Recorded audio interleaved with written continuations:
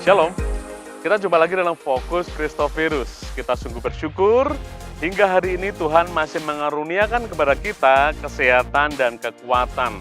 Memang pandemi belum berakhir, tapi anugerah Tuhan masih terus bersama dengan kita. Bagi rekan-rekan yang harus ada di ruang isolasi ataupun isolasi mandiri di rumah, tetap percaya Tuhan pasti menolong kita. Kesempatan ini Fokus Kristovirus akan bersama-sama dengan Evangelis Andreas Cristandey yang sudah sebulan ini berada di Boston, Amerika. Dalam rangka mengunjungi keluarga di sana, cucu yang beberapa bulan lalu dilahirkan, tetapi juga kesempatan di sana boleh berkunjung di beberapa gereja. Salah satu gereja yang dikunjungi dianggap sangat memberkati dan akan share kepada kita, para sahabat Fokus Kristovirus, untuk hal-hal yang berguna tentunya bagi pekerjaan Tuhan di Indonesia. Mari kita ikuti bersama penuturan Bapak Andreas Cristandey yang pasti akan memberkati sahabat Kristovirus. Shalom Bapak, Ibu, dan saudara sekalian, para sahabat Fokus Kristovirus. Kali ini saya oleh anugerah Tuhan diberi kesempatan cuti panjang untuk mengunjungi keluarga Jeffrey dan Mira Cristandey di Boston, Amerika.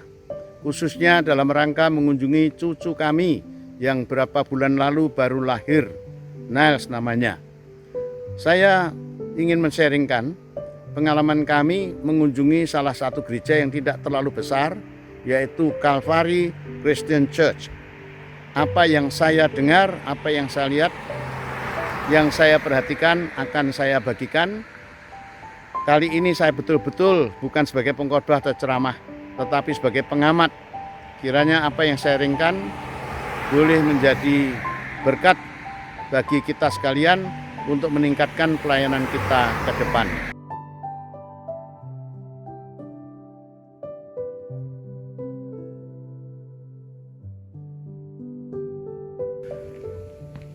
Gereja ini tidak terlalu besar, tadi saya katakan, tapi saya tertarik bahwa gereja ini walaupun tidak terlalu besar, tetapi mempunyai misi yang besar. Nah, saya ingin sharingkan. Mereka mempunyai beberapa hamba Tuhan, pastor atau pendeta, dan beberapa pendeta ini diberi tugas sesuai dengan talenta dan panggilannya masing-masing. Dan di dalam kebaktian, mereka terlibat semuanya untuk bisa mengambil bagian di dalam liturgi, sehingga suasana ibadah tidak membosankan. Mereka yang aneh di sini tidak terlalu formal, dibuka dengan votum, salam, dan berkat Rasul, tidak, melainkan cukup dengan doa berkat dan doa penutup. Ya, seperti itu yang saya perhatikan. Mereka mengadakan perjamuan suci sebulan sekali, ya, memakai cup yang sudah disediakan hosti dan anggur, dan jemaat tepat waktu mengambil mereka pada waktu masuk, dan nanti pada awal ibadah justru dimulai perjamuan suci ini. Gereja ini berlatar belakang Baptist dan Assembly of God.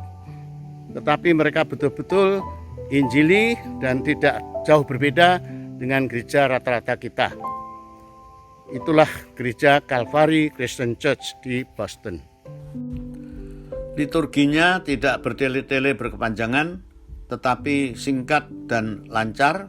Kalau lagu-lagunya mirip seperti kita, dengan instrumen lengkap, keyboard, gitar, bass, drum elektronik, dan juga trompet serta biola. Lagu-lagunya campuran antara himne dan kontemporer.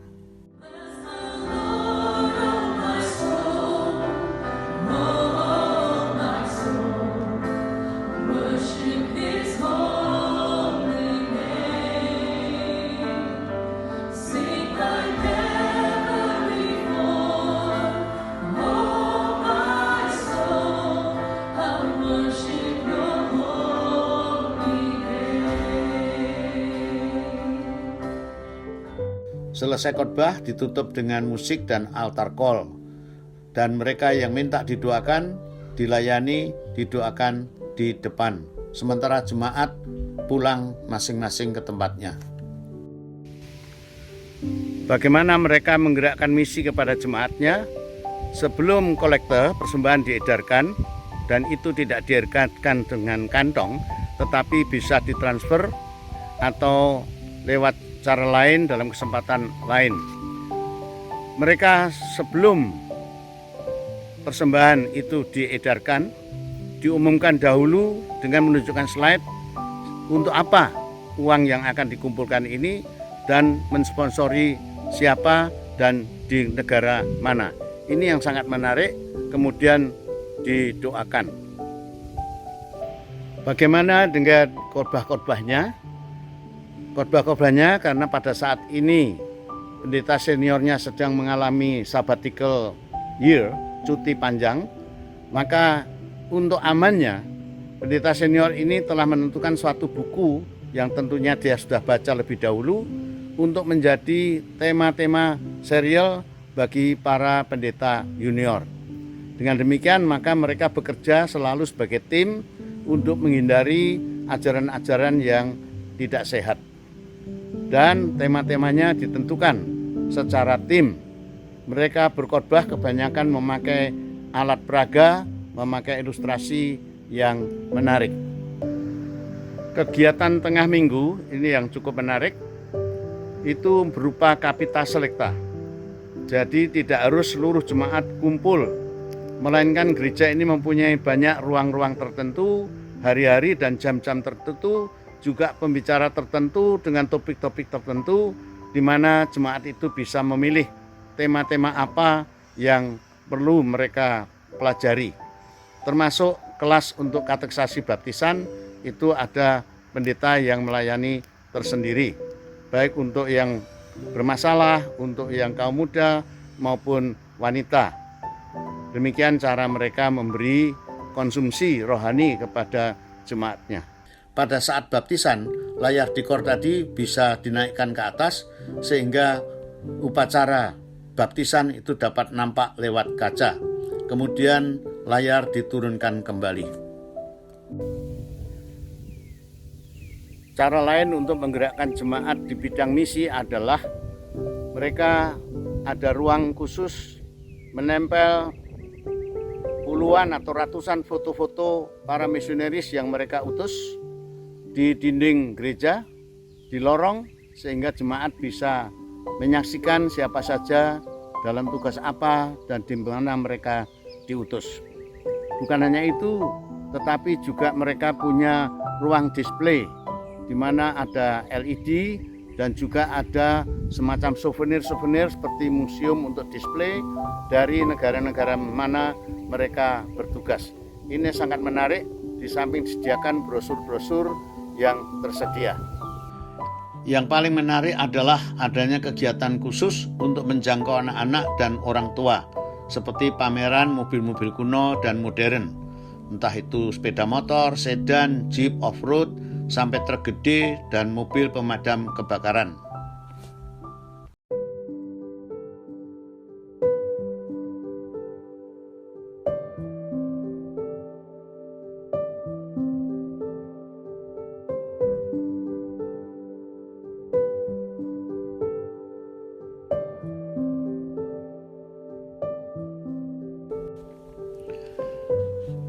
Ada pendeta khusus yang terpanggil untuk melayani klub off-road ini, dan dia biasa tidur di jeepnya.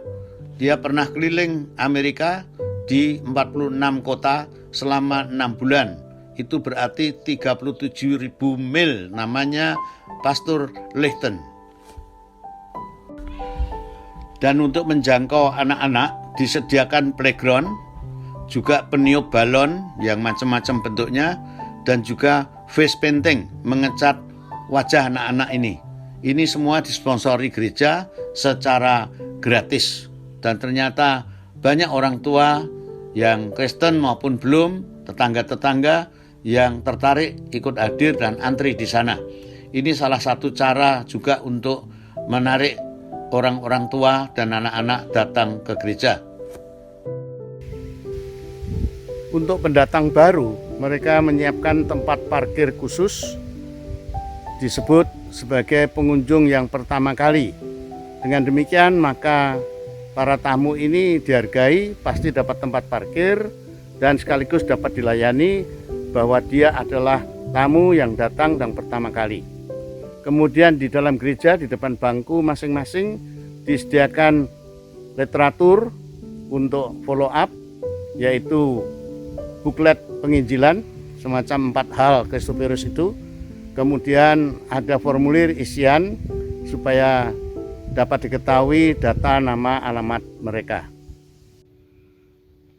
Pesan saya, kalau saudara mau memiliki gereja yang bertumbuh dan kuat, harus kuat di bidang misi, memenuhi amanat agung Tuhan. Karena gereja yang tidak bermisi, dia akan mati. Tetapi misi yang tidak bergereja adalah misi yang tidak bertanggung jawab. Tuhan memberkati. Sebuah perjalanan rohani yang sangat menarik yang telah dituturkan kepada kita para sahabat Fokus Kristoferus. Kiranya penuturan dari Bapak Andreas Kristande dalam membagikan visi dan misi akan jadi berkat dan penyemangat bagi kita untuk kita mengembangkan pekerjaan Tuhan di tempat kita masing-masing. Ingat, pandemi belum berakhir, terus terapkan protokol kesehatan dan tetap melekat dekat kepada Tuhan. Episode kali ini merupakan episode yang ke-51. Itu berarti minggu depan adalah episode yang ke-52. Artinya, Fokus Kristoferus sudah berumur 1 tahun. Nantikan tayangan istimewa di tepat 1 tahun Fokus Kristoferus minggu depan. Sampai bertemu, Tuhan Yesus memberkati.